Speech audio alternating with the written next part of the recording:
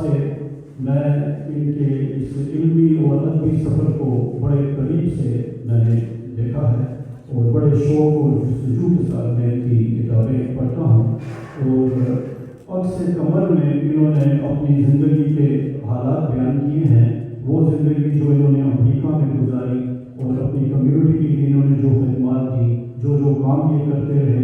عکس کمر کی ایک خوبصورتی یہ بھی تھی کہ اس میں مسجد نبوی کے اوپر انہوں نے بڑا تفصیل سے ایک مضمون لکھا، خانہ کعبہ کے اوپر، تو دنیا کے دو نہایت ہی مقدس ترین مقامات عکس کمر میں تھے، شامل تھے۔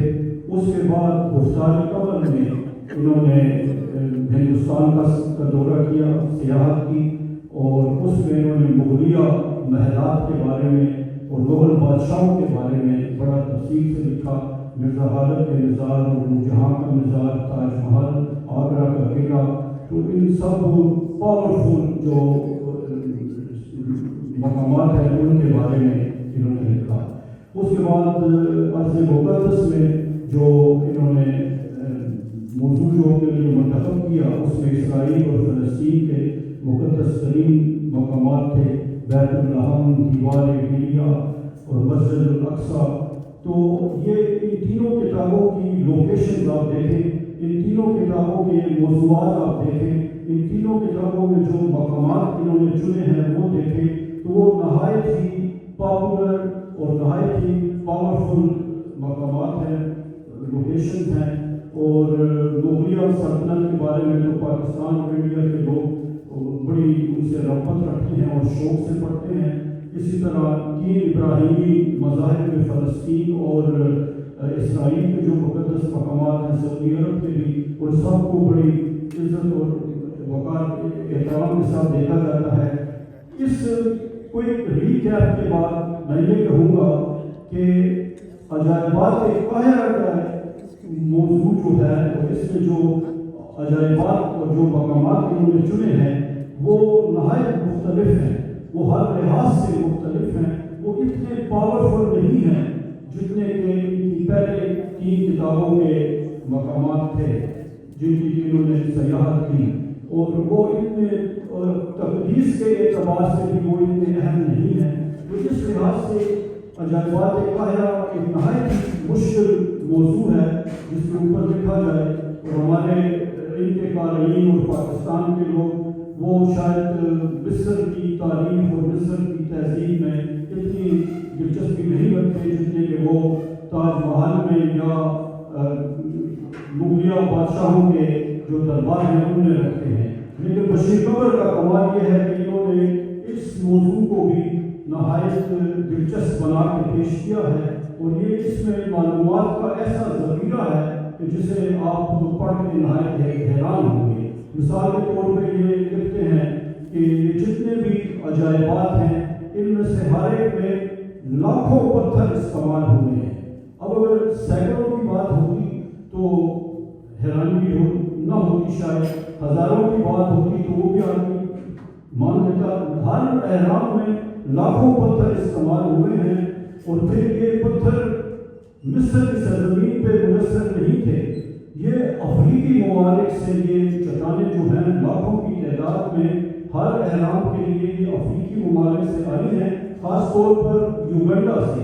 تو یہ افریقی ممالک سے یہ چٹانیں لاکھوں کی تعداد میں ہر احرام کے لیے یہ کیسے مصر پہنچی؟ تو اس کے بارے میں بشیر صاحب نے بتایا ہے کہ دریائے نیل کے بہاؤ پر جو تختوں کے اوپر ان چٹانوں کو باندھ کر یوگنڈا اور دوسرے افریقی ممالک سے یہ چٹانیں مصر تک پہنچتی تھی۔ اب سوال یہ پیدا ہوتا ہے کہ اتنی زیادہ محنت کرنے کی کیا ضرورت تھی؟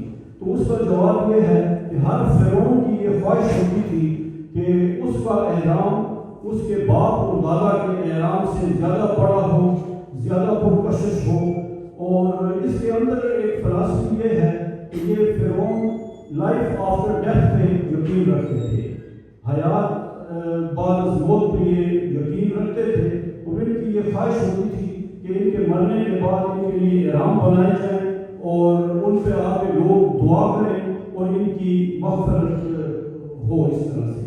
تو اس اعتبار سے یہ جو ہے تو ایک نہایت ہی مشکل موضوع تھا، لیکن اس میں ایک اہم نقطہ ہے جس کی میں آپ کی توجہ جس کی طرف دلانا چاہتا ہوں. And if I am allowed to say just one line about it, just focus on just one aspect of this book, it will be this. وہ یہ ہوگا کہ فرعون کے بارے میں ہم جانتے ہیں کہ یہ قابل نفرت ہیں، انہوں نے تشدد کیا، انہوں نے ظلم کیا، اور یہ اچھے ناموں سے اور گڈ فیم اور یہ شہرت نہیں رکھتے.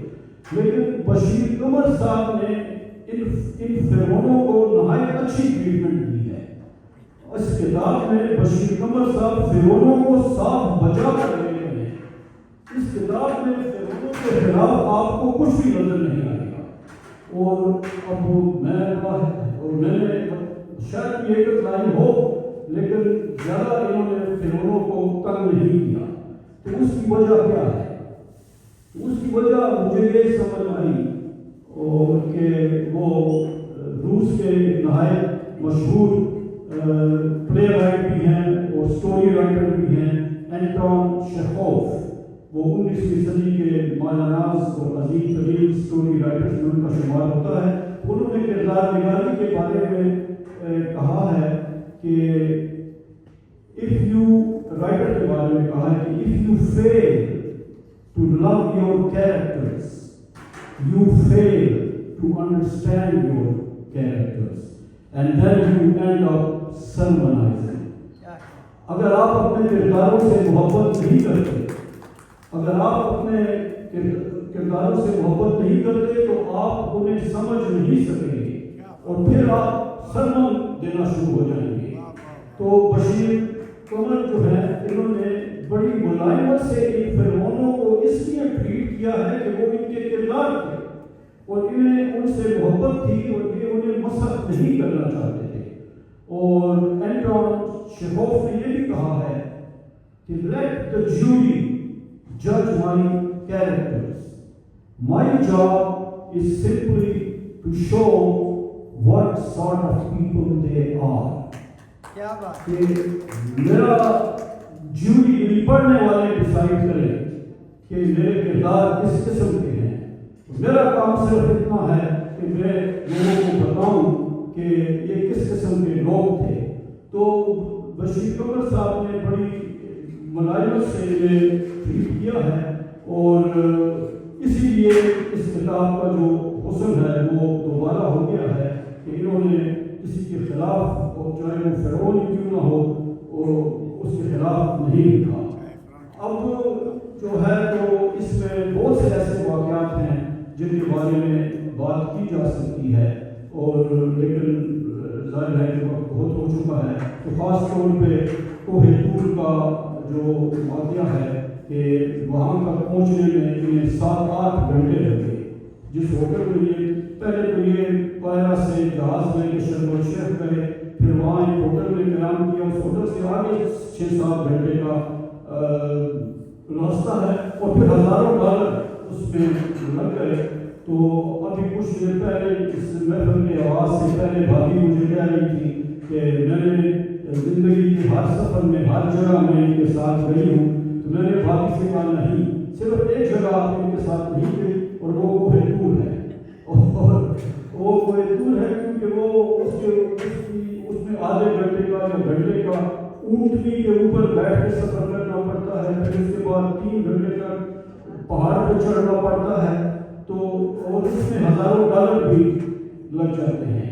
تو اس لیے بھابھی وہاں نہیں جا سکی اور میں اسے پڑھ رہا تھا اور میں سوچ رہا تھا کہ بھابھی وہاں ہیں اس سفر میں. اور پھر بشیر صاحب نے لکھا ہی نہیں کہ وہ اپنی مستقل ہم سفر کو اس سفر کے ساتھ لے کے کیوں نہیں گئے. تو وہ مجھے ایک میرا خلا سا اس میں محسوس ہوا.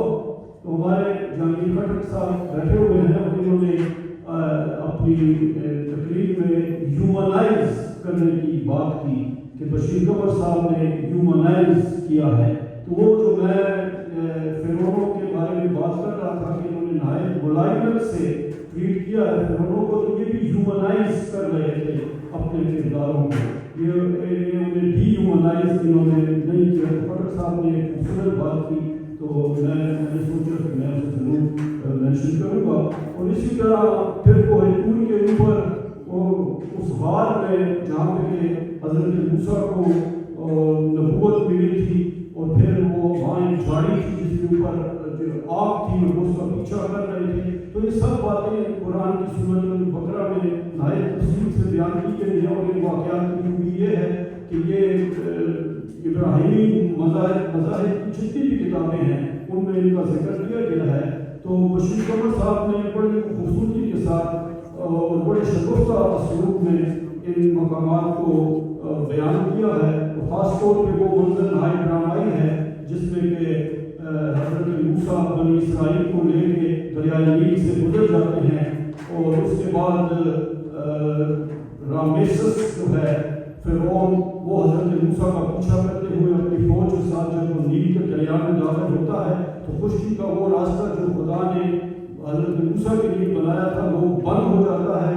اور رامسیس فرعون جو ہے وہ یہ کہتا رہ جاتا ہے کہ موسیٰ میں تمہیں پیغمبر مانتا ہوں, موسیٰ میں تمہارے خدا کو بھی مانتا ہوں اور میری جان بخشی کر دو. لیکن اس وقت بہت دیر ہو چکی ہوتی ہے اور فرعون رامسیس جو ہے وہ اپنی فوج سمیت نیل میں ڈوب جاتا ہے.